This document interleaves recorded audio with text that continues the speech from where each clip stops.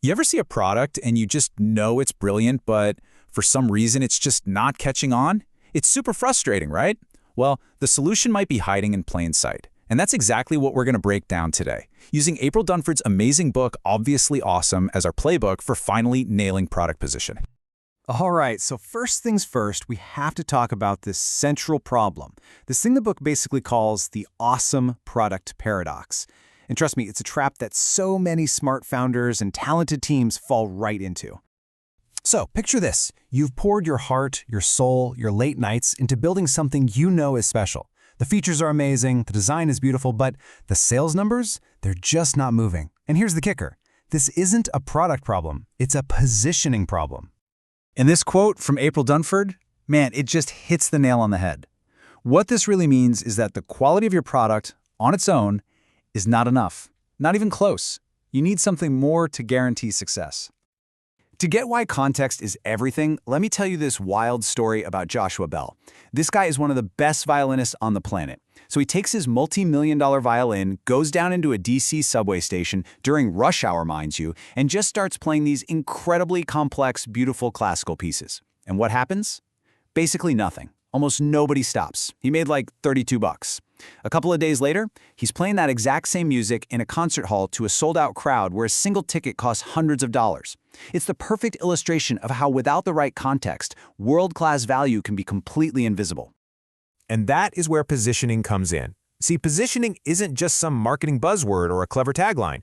It's the context, the frame you intentionally build around your product so people can finally see just how awesome it really is.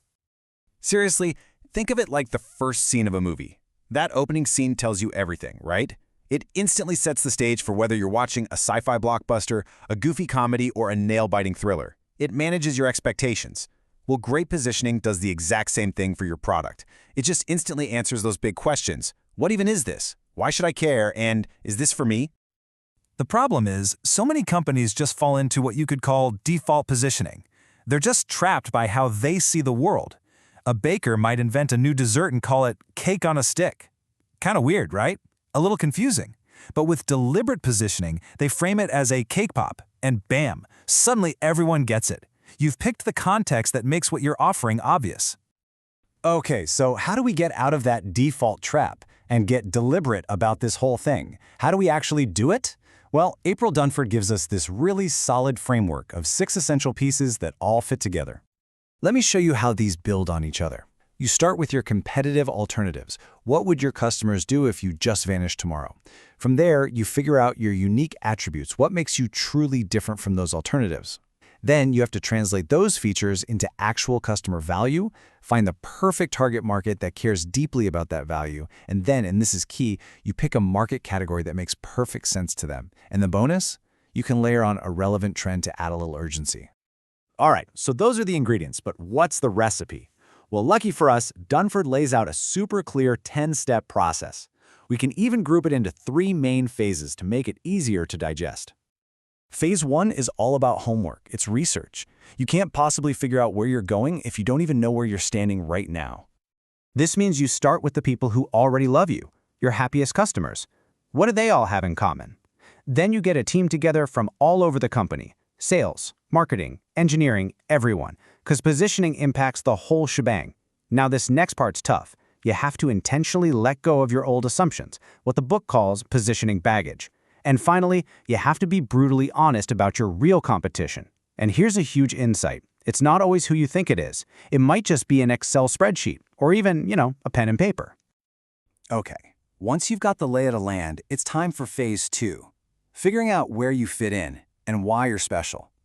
This is where you connect the dots between what your product does best and who it serves best. So here, you list out the features that actually set you apart. But here's the thing. Features don't sell products. Value does.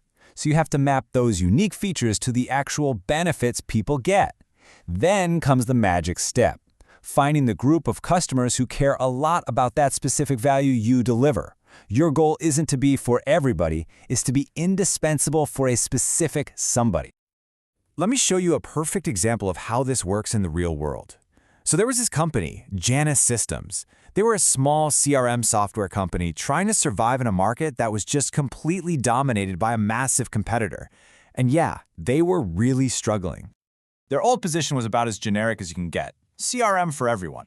But by going through a process just like this, they realized their one unique superpower was handling incredibly complex business relationships. So they asked, who cares a ton about that? Investment bankers. So they completely changed their position to be the CRM for investment banks.